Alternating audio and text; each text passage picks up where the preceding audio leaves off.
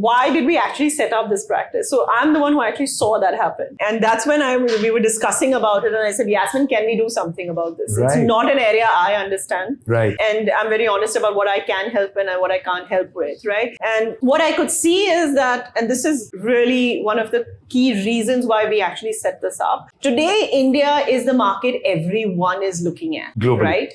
Globally. It's just a reality. In the last, it started almost 10 years back that we started even redoing some of our FTAs, but it's really accelerated. And there's very high interest in coming into India. So you have countries who are wanting to, companies from other countries coming into India, right? People who've already come into India. Absolutely. Now that's one set that I'm already seeing, right?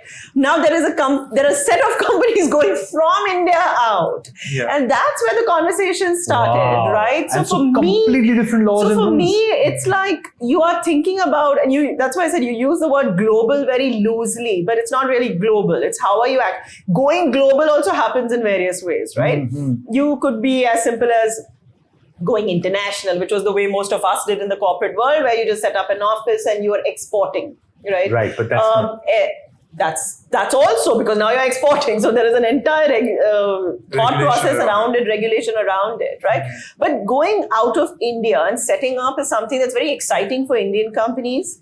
It's very exciting earlier used to be only the large companies who would do it.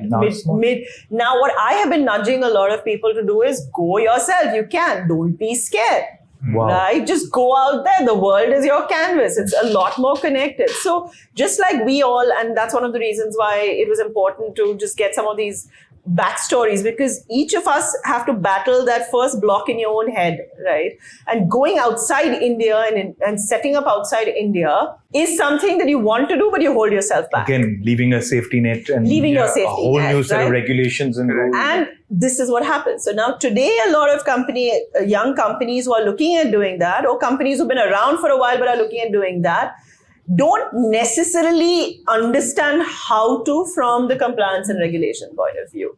And that sometimes holds you back. Correct. Remember, the kind of organizations that I've worked with are really, really large. They have the in-house capability. They have the monies to hire the best of the best in the world, and the best of the best in the world are there. Yeah. Right. And as Yasmin in her experience has also worked with some of those firms who've done it, right? But you can't afford it. Yeah. So are you going to hold back your dream because you can't afford it?